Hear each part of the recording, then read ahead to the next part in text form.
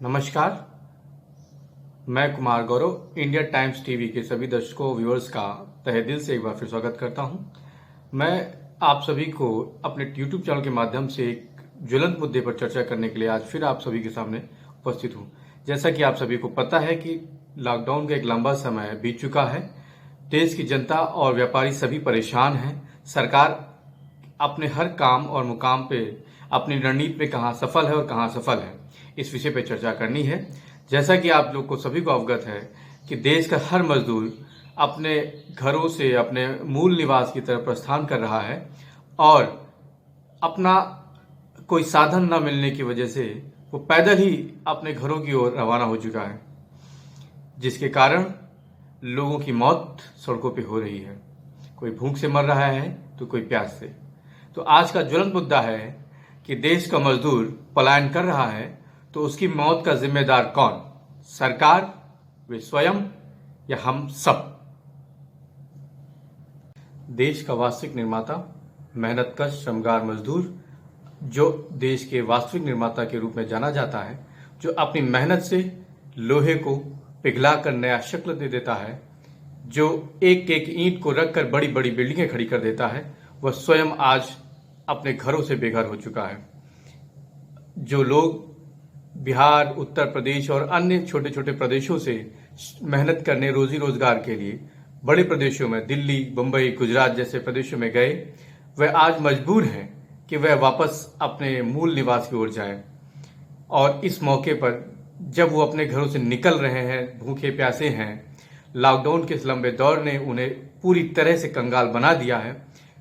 इसी वजह से वे मजबूर हैं कि जहां वो रह रहे हैं वहां उनको वो मूलभूत सुविधाएं नहीं मिल रही हैं जो उनके जीवन के लिए वास्तविक रूप से आवश्यक हैं।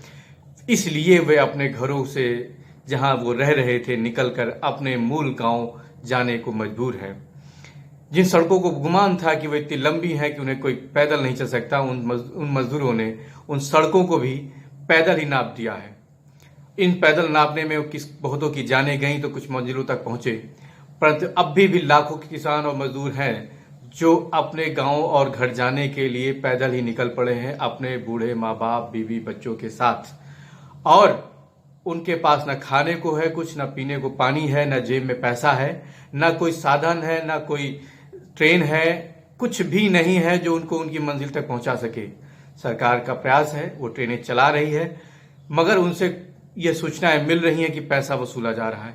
वह मजदूर जो पिछले 2 महीनों से ज्यादा समय तक लॉकडाउन की चपेट में रहा हो, जिसका एक एक निवाल पैसा उसने अपने परिवार को चलाने में खत्म कर दिया हो, वह इन ट्रेनों के किराए कहां से दे? ये बड़ा सवाल है।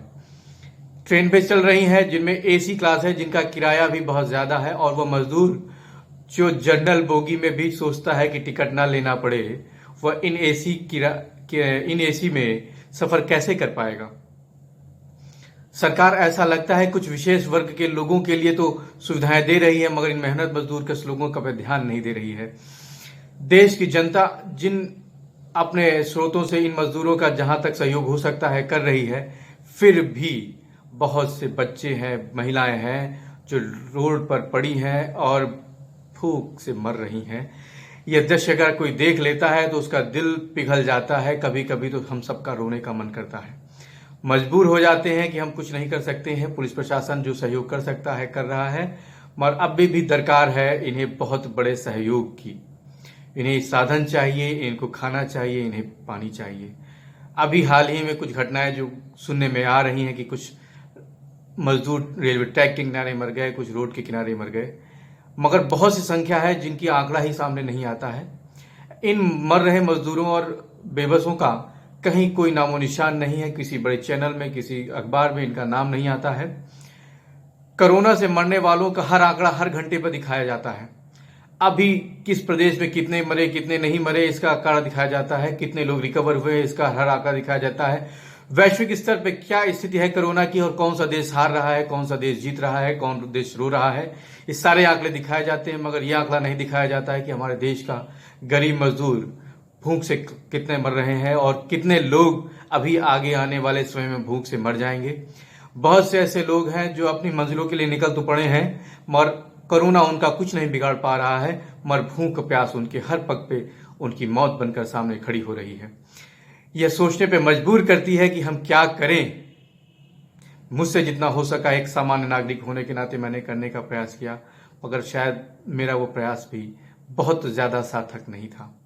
देश के लोगों ने जितना कुछ कर सकते थे उन्होंने किया है, उन सभी को प्रणाम और तहे दिल से सैल्यूट है। फिर भी साथियों, आप सबको और हम सबको ही इस मुहिम में थोड़ा थोड़ा अपना योगदान देना ही होगा। हम सरकार के भरोसे रहे तो देश में मरने वाले अपने ही भाई बंधुओं की संख्या बहुत बढ़ जाएगी। कहते हैं कि 100 को बचाने के लिए अगर 10 की कुर्बानी देनी पड़े तो वह जायज़ है, मगर अगर 10 को बचाने के लिए हजारों को मौत के मुंह में झोंक दिया जाए तो कौन सा इंसाफ है, कौन सी मानवता है, कौन सी इंसानियत है। हम देश में अपने कोरोना से मर रहे लोगों को बचाने का प्रयास कर रहे हैं, सारी जद्दोजहद कर रहे हैं। WHO भी कह चुका है कि इस बीमारी से बचने का भी हमारे पास कोई वैक्सीन नहीं है, कोई उपाय नहीं है। हो सकता है कि हमारी ये जंग कोरोना से काफी लंबी चले। फिर यह सवाल उठता है कि क्या हम लंबे समय तक इस लॉकडाउन को और बर्दाश्त कर पाएंगे। देश का छोटे से लेकर बड़ा व्यापारी, उद्योगपति सभी अब इस लॉकडाउन से त्रस्त हो चुका है। सभी का व्यापार रोजगार सब ठप है। जब तक ये सब ठप रहेंगे तो किसी के पास दो पैसा नहीं आएगा और उनका परिवार भी उसी हाशिए पे खड़ा हो जाएगा जहां उनकी पूंजी खत्म हो जाएगी और वो भी दाने दाने को तरसेंगे। देश का किसान पहले से ही मरा हुआ है, वहीं उसको प्रकृति का कोप भी झेलना पड़ रहा है। देश में इस बार पैदावार बहुत कम हुई है और जो कुछ पैदावार हो रही है उसे पानी और ओला भी और आंधी भी और बर्बाद कर दे रहा है किसानों को। और अगर यही हालात रहे तो किसान भी मरेगा और मजदूर भी मरेगा और किसान और मजदूरों से ही देश का व्यापार होता है। उद्योगपतियों के उद्योग चलते हैं और उनको भी अपना पैसा मुनाफा मिलता है। तो साथियों, ये चक्र है।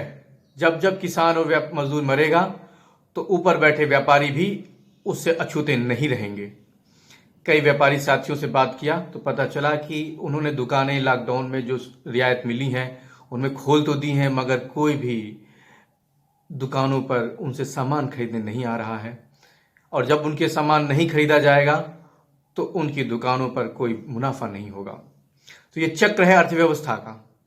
हमारी सरकार में नीति निर्माणकर्ता अगर देखें तो स्वास्थ्य की सेवाओं के मुद्दे पर सामाजिक, राजनीतिक, शैक्षिक, वैश्विक हर मुद्दे पर बिखरते हुए नजर आ रहे हैं, या यूं कहें टूटते बिखरते से हैं और उनकी हर योजना पर एक सवालिया निशान खड़ा हो जाता है, कहीं सफल तो कहीं असफल।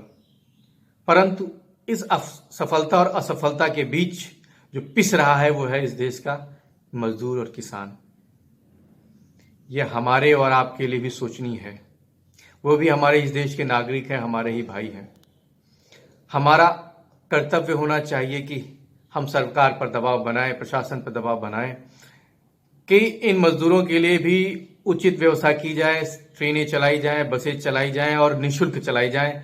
इनको हर तरह का खाना और पानी मुहैया कराया जाए, दवाइयाँ दिलाई जाएं, इन्हें क्वारंटाइन कराया जाए, कोई दिक्कत नहीं, परंतु इनकी सुविधाओं का ध्यान दिया जाए ताकि ये जीवन जीने योग्य बने रहें।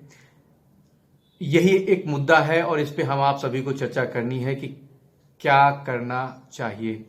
सभी से हाथ जोड़कर निवेदन है कि जो भी व्यक्ति, जिसे भी कोई व्यक्ति ऐसा बाहर से आता जाता दिखे और भूख से प्यासा हो तो उसका खाने पीने की व्यवस्थाएं जरूर करें। यही एक सच्ची देशभक्ति होगी हमारे अपने ही देश के लोगों के लिए। आज मैं अपनी बात को यहीं विराम देता हूं।